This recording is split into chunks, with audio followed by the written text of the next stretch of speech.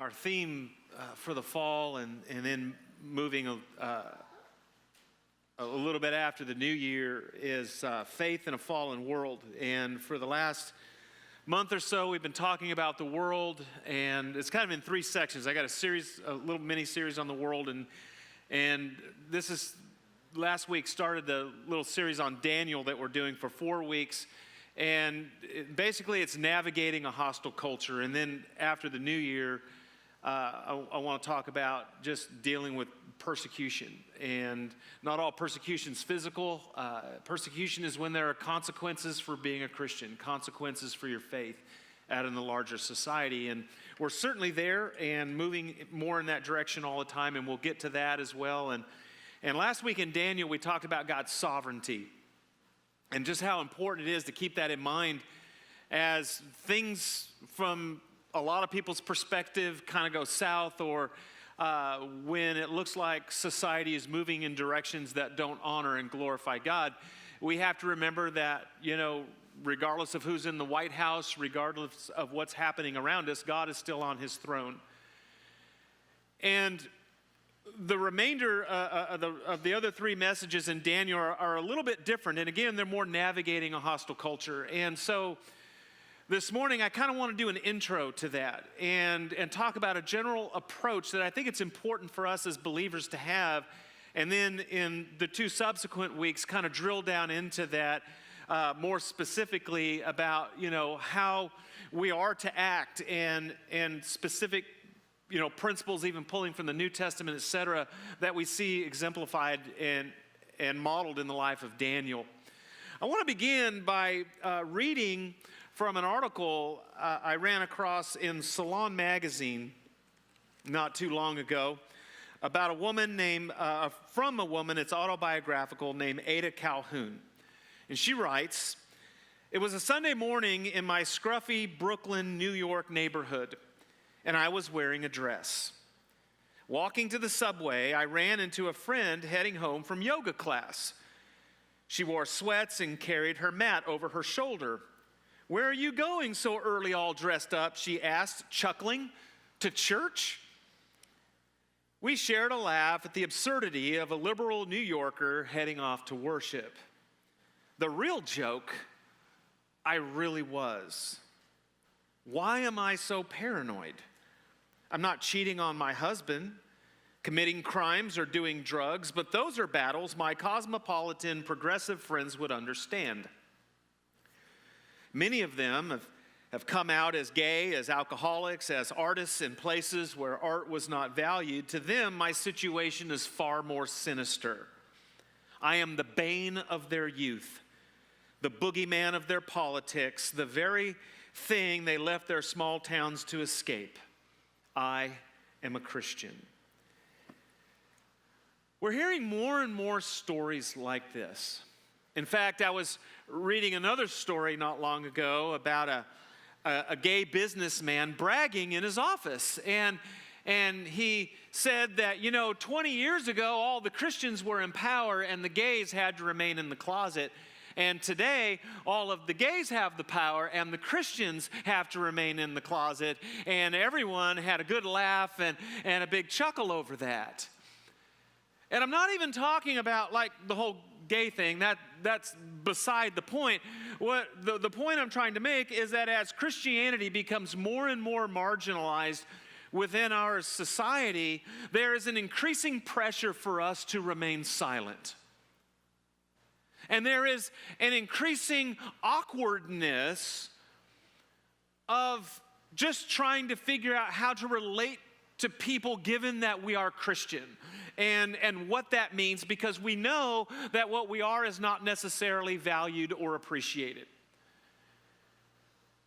Like Ada Calhoun from Brooklyn, New York, who felt like she needed to keep her faith on the down low. In other words, for us to remain in the closet. And there are whole segments of our society who insist that we keep our opinions and our religion to ourselves.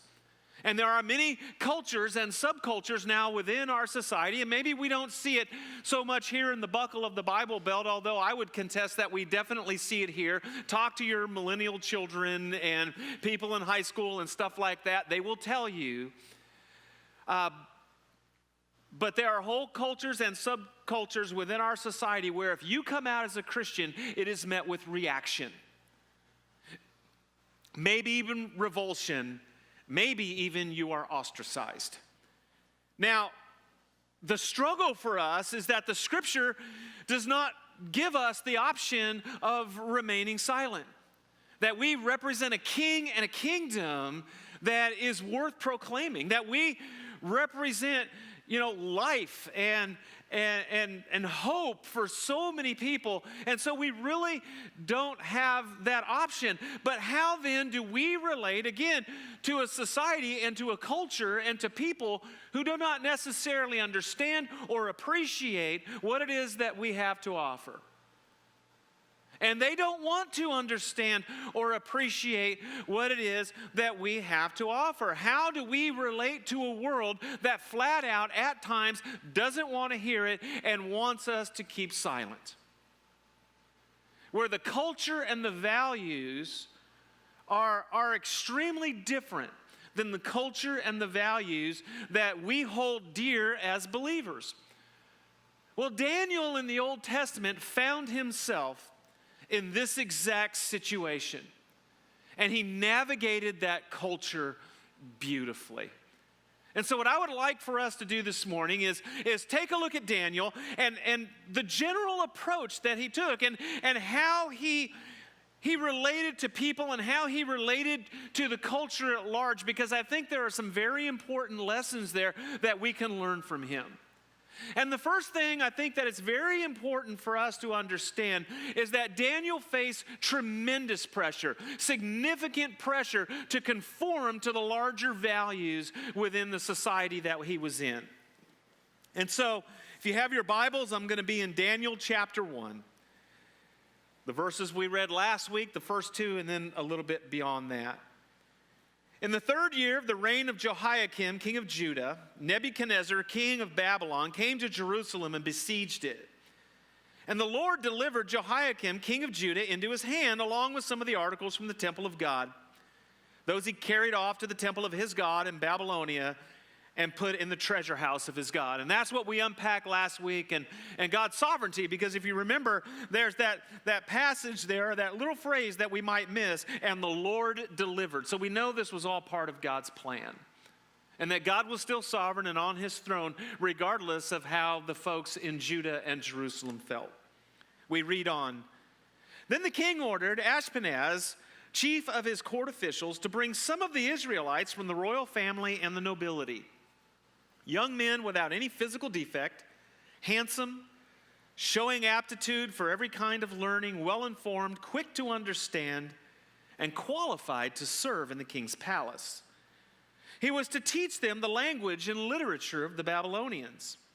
The king assigned them a daily amount of food and wine from the king's table.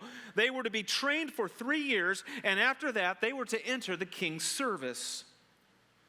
Among these were some from Judah: Daniel, Hananiah, Mishael, and Azariah. The chief official gave them new names, gave them new names. To Daniel, the name Belteshazzar.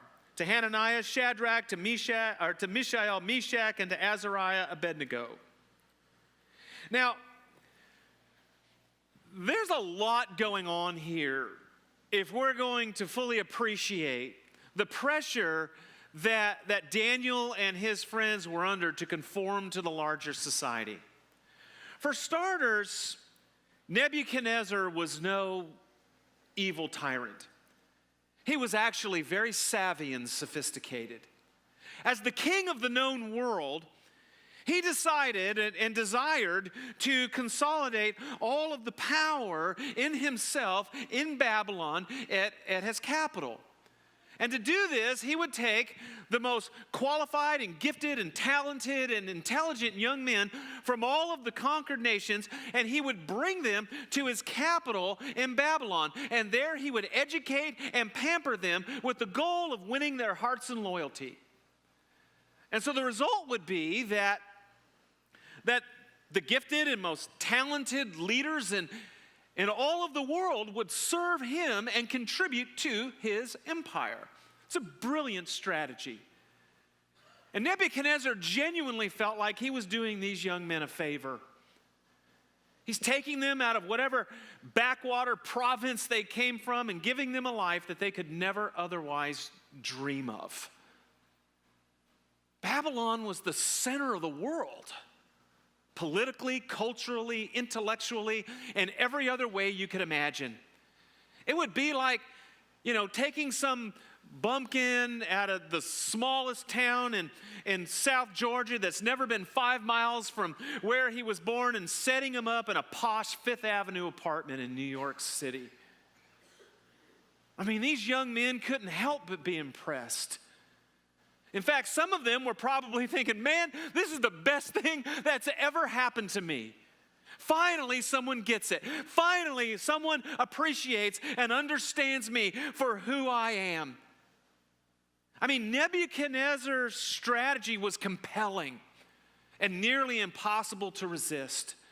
And he did 3 specific things to try and win their hearts. And we read on with that. In verse 4, it talks about how the young nobles were educated.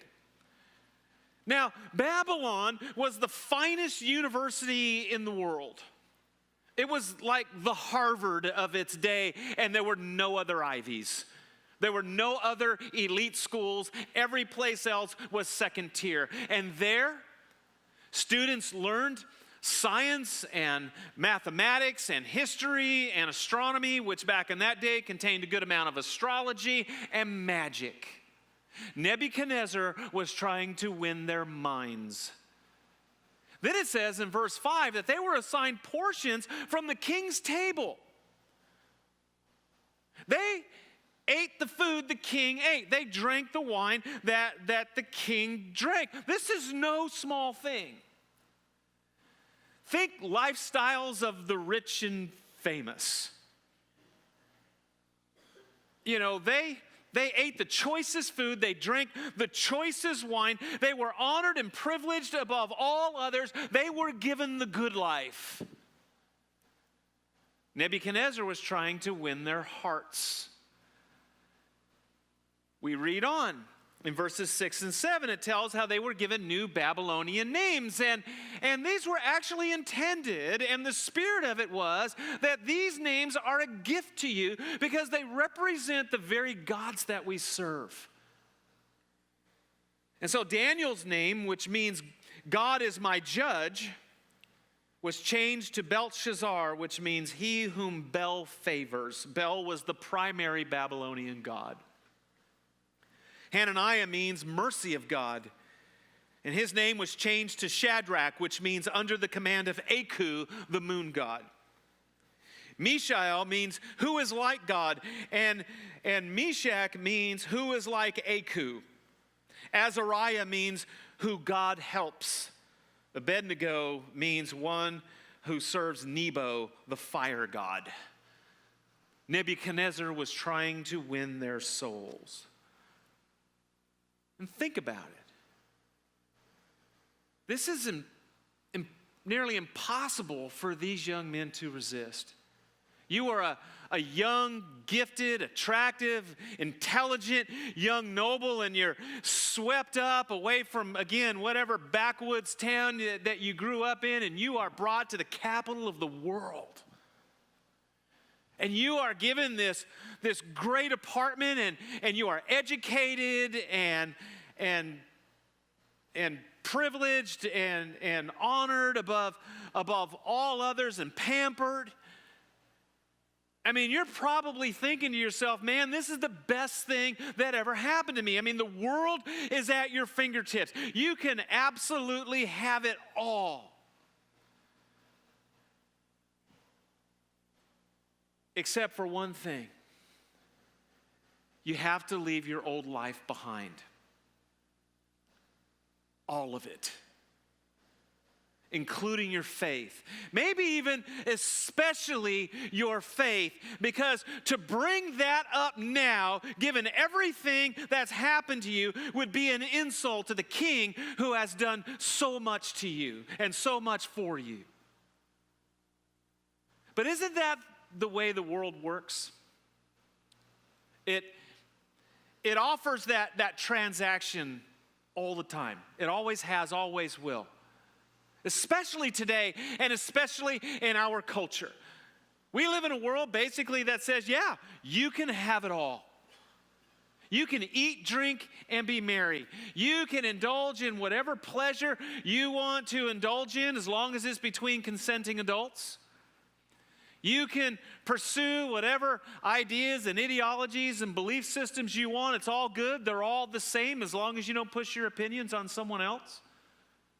Man, you can sell out for money, whatever. It doesn't matter. Except you have to check your faith at the door. Because, we really don't go in for that sort of thing. And so Daniel and his friends faced a tremendous amount of pressure to conform to the larger society. And then what we see, and this is in general, and this is meant to be an introduction today to how he approached and how they approached this situation. But Daniel and his friends handled this situation with tremendous wisdom and tact. Let's go ahead and read on. Verses 8 through 14. But Daniel resolved not to defile himself with the royal food and wine. And he asked the chief official for permission not to defile himself this way. Now God had caused the official to show favor and sympathy to Daniel, but the official told Daniel, I'm afraid of the Lord my king, who has assigned your food and drink. Why should he see you looking worse than the other young men your age? The king would then have my head because of you. Daniel then said to the guard, whom the chief official had appointed over Daniel, Hananiah, Mishael, and Azariah, please test your servants for 10 days. Give us nothing but vegetables to eat and water to drink. Then compare our appearance with that of the young men who eat the royal food, and treat your servants in accordance with what you see. So he agreed to this and tested them for 10 days. Now, there is tremendous wisdom and tact in this response. For starters, they didn't straight up rebel, which very easily could have been their reaction, because pretty much everything they were being asked to do would have been offensive to them. Studying magic and then the astronomy, which again had a good part of the astrology, would have been considered occultism and is occultism, and no Jewish person would have been okay with that. Likewise, changing your name to the name of a Babylonian deity who the Jewish people considered idols would have been practicing idolatry for them. And no Jewish person would have been okay with that. And then eating food from the king's table, which we're going to get to in a moment, also would have been offensive to them. So really, Daniel could have, reacted and acted all offended and put out and really just kind of tried to stand his ground everywhere. But he wasn't that person.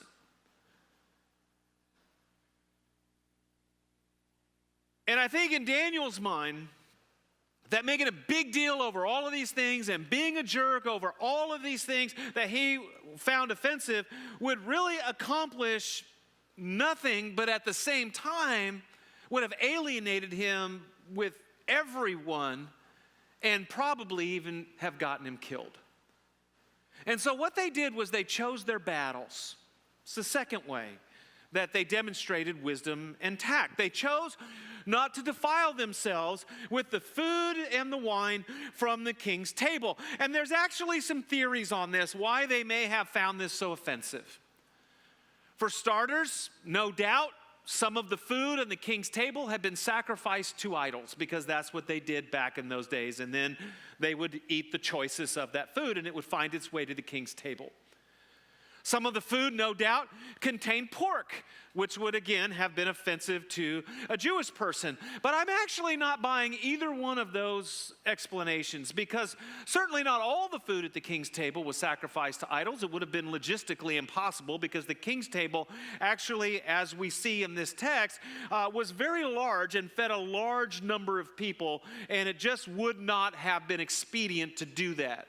Second of all, not all the food contained pork. They simply could have just, eaten the things that were not pork. Furthermore, the wine certainly did not fall into that category, and they refused to drink the wine as well. Certainly, no wine that I'm aware of contains pork, and they did not have the practice of sacrificing wine to idols. And I believe these dynamics certainly played into their thinking, but was probably not the final reason or the primary reason why they did not eat from the king's table, which honestly, to a Jewish person of that day, would not necessarily seem any better or any worse than learning magic and taking on the name of an idol. I personally believe that, and there's a lot of scholars who agree with me, and again, it's just kind of all over the board. But the explanation that I think really fits Daniel and what's happening here is that the king's table represented to them the excess of Babylon. And for them to participate would mean they were selling out to the culture. And they weren't going to do that, because it would mean losing their distinct Jewish identity. They were trying to hang on to who they were. And that identity, as most of you are aware, was very much wrapped up in their relationship with God. And so they felt that to take that step was a place of kind of no return. It would have been giving up. It would have been completely capitulating. And so they were going to take their stand and retain their identity of who they were before God.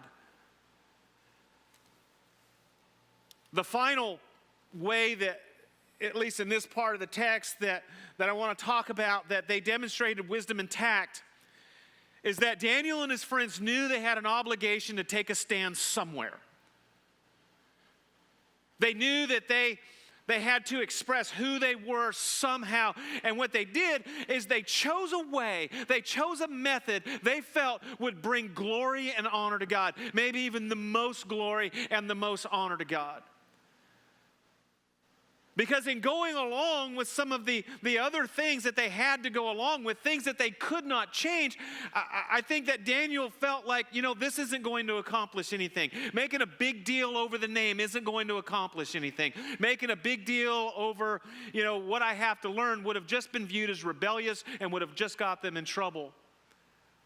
But if we can physically excel on a diet of water and vegetables, it would demonstrate the superiority of our God over the ways of Babylon. If we can be stronger, if we can be more intelligent, if we can outperform everybody else, all of the other students on this particular diet, people would be like, hey, man, those young Hebrew guys are awesome. I wonder what it is that is so different about them. Likewise, we don't want to cry bloody murder over every little thing we find offensive in the larger society. It really doesn't serve God for us to be that person. That person that everybody wants to avoid, that nobody wants to see coming, that everybody tries to disengage with as soon as they can, because that person really is viewed as a jerk and as someone that is just, making a big deal over everything. Daniel understood that the Babylonians were not going to embrace Jewish values. Likewise, we need to understand, as our society becomes more secular, that it's not going to embrace Christian values. It's not. And so, like Daniel, it's important for us to pick our spots and seek God for opportunities to glorify Him and bring honor to Him and represent Him and His kingdom in ways that others can understand and appreciate. And that's what Daniel did here. Basically, Daniel in essence says, watch what happens when we do this God's way. I promise you, you're going to love it. I promise you're going to be impressed. And this is a bold move. And it's a bold claim. And it's a move, it's a strategy that we can employ today. When we live openly for God, when we live openly for His kingdom, we are in essence saying, look, I know that you have reservations about my God and my faith, but watch what happens when I do this God's way. Watch what happens when I raise my family God's way. Watch what happens when I run my business God's way. Watch what happens when I manage my finances God's way. Watch what happens when I practice sexuality God's way. Watch what happens when I practice friendship and righteousness God's way. I promise you're going to be impressed. This demonstrates such grace and understanding on Daniel's part. Again, he could have found everything to be offensive. But he decided that he was going to find a way to take a stand. And that he was going to try and represent God in a way that glorified God and brought honor to God rather than derision. And so Daniel never got confrontational. Daniel never was condescending or elitist or any of these things. If you read the spirit of everything that Daniel was about through the entire book, you see that Daniel is like, I'm just trying to help. I'm trying to contribute, and this is how I know to do it. Let me do it this way and watch my God shine. And that's what happened. Daniel and his friends finally and ultimately bore incredible fruit. Starting in verse 15. At the end of the 10 days, they looked healthier and better nourished than any of the young men who ate the royal food. So the guard took away their choice food and the wine they were given to drink and gave them vegetables instead. To these 4 young men, God gave knowledge and understanding of all kinds of literature and learning. And Daniel could understand visions and all kinds of dreams. At the end of the time set by the king to bring them in, the chief official presented them to Nebuchadnezzar. The king talked with them and found none equal to Daniel, Hananiah, Mishael, and Azariah. So they entered the king's service. In every matter of wisdom and understanding about which the king questioned them, he found them 10 times better, not just than the other students, but 10 times better than all the magicians and enchanters in his whole kingdom. And Daniel remained there until the first year of King Cyrus. Guys, this is awesome. They looked healthier and better nourished. There was none equal to Daniel. They were found 10 times better. Daniel's like, I told you that you would be impressed because God is awesome. My God is awesome. And they became Nebuchadnezzar's go-to guys. And this wasn't easy. Because again, they were in a culture that expressed extremely different values than theirs. A culture whose values were as different can be. And Daniel and his friends are no doubt thinking, how do we retain our spiritual identity in this culture? How do we relate to this culture? And it was hard. And yet God gave them wisdom. And God gave them understanding. And God gave them grace on how to navigate those specific things. And in doing so, God raised them up and gave them a platform. And we don't have time to go into all of that here, but we see how they were honored. We see how they were promoted, how they were elevated, and God used that platform in incredible ways to glorify him, not just in Babylon, but really throughout the entire world because of this and because of how God raised them up and how they navigated that culture. Again, it is amazing to me that fresh out of college, They are viewed as 10 times better than all the magicians and the enchanters, which is a backhanded way, essentially, of saying that God's ways are better than the ways of the Babylonians. Because they did it God's way, and they were 10 times better than all of those who practiced the occultism and the idolatry of Babylon. And ultimately, Daniel himself became chief of the Magi and had a tremendous platform that accomplished so much in Babylon and bore such tremendous fruit. Guys, we now swim in a culture that doesn't share our values.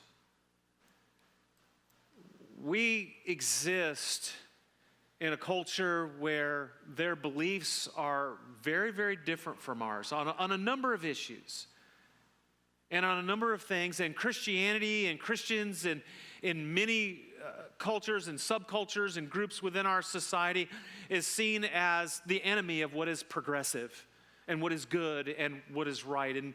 And we've mentioned some of those things in the past. We'll talk about that a lot more. But we see it and we know it's true. We're becoming increasingly marginalized. And listen, here's the point that I want to make.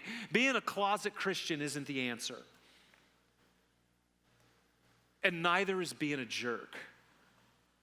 Neither is being, just overly offended at everyone and getting out the signs and getting in everybody's face and being that person. Daniel didn't take either one of those routes. He took a third but better way. And that is that he sought God on how to navigate the culture and how to glorify God with wisdom and understanding and grace. And God honored that. And so how do we do it? We pray. God, show me how to handle this situation that I'm in, this relationship that I'm in. It's going to be different than what Daniel dealt with, but a lot of the principles will be the same. God, show me how I can respond with love and grace and wisdom and with your power in this situation. Lord, may your Holy Spirit direct me and help me to know exactly what it is to do. Give me direction. Give me wisdom. Lord, help me to be a kingdom citizen that represents you well as I am out amongst people who do not necessarily understand or appreciate you. I'm going to embarrass him a little bit, but I was talking with Steve Hudson in our church not too long ago. Many of you know he went out to San Francisco to be a part of a high-tech startup company, and he was sharing some of his experiences. And he said it didn't take very long for them to realize that he was a Christian, and for him to realize that he was the only Christian in this otherwise extremely progressively liberal and secular type of environment. And when people found out he was a Christian, he said they always kind of looked at him funny, like, oh no, he's one of them. I wonder if he's gonna preach at me. And there's always that reticence, that hesitancy that people have who are not believers when they sometimes meet a believer. And Steve decided that I'm not going to be that guy. And so he tried really hard not to be preachy and judgy. Instead, really to take on the opinion and the approach of Paul in 1 Corinthians 5:12. What business is it of mine to judge those outside the church? And he decided that he was going to approach that role as God's emissary, as God's ambassador in that place. And he was going to try his best to be the best and most righteous friend and boss that he could possibly be. And he shared that over time, people began to really like and appreciate Steve. And over time, people began to seek him out for friendship. And then for counsel, because they knew he was different. He knew that they knew that Steve would give them maybe some different advice, maybe some wholesome advice. They began to ask him to pray for them and to pray with them. And he was even able to get to a point of having authentic, genuine, spiritual conversations with people.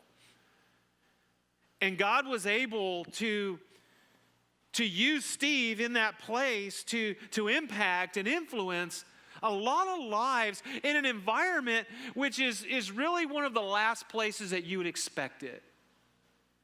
And God raised him up in a significant way, and in a way that glorified him and really showed his kingdom in a way that the people who didn't get it and didn't understand it before, well, here's what it looks like.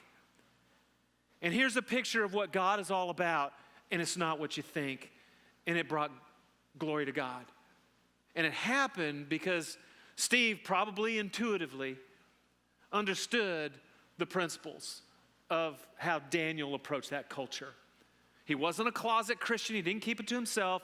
He wasn't the jerk at the office, making a big issue over every little thing and what goes on in everybody's life. And let's face it, there were a lot of people there who were living in ways that didn't necessarily glorify God. And Steve wasn't in their face about it. Instead, he was loving them. He was praying for them. He was having spiritual conversations and demonstrating God's love. Guys, many of you find yourselves in similar environments.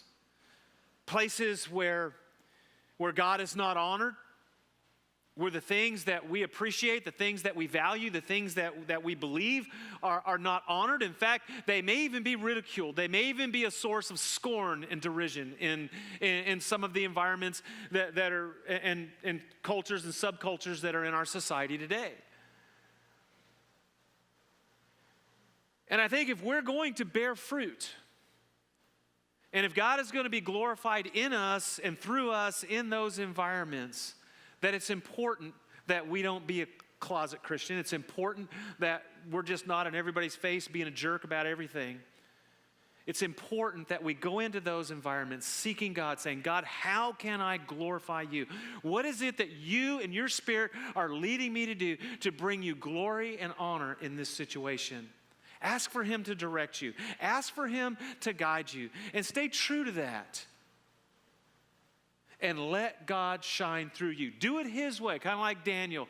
Let me do it this way and watch my God shine. Watch me do my best. Not that we're perfect, but through God's grace, may God shine through you.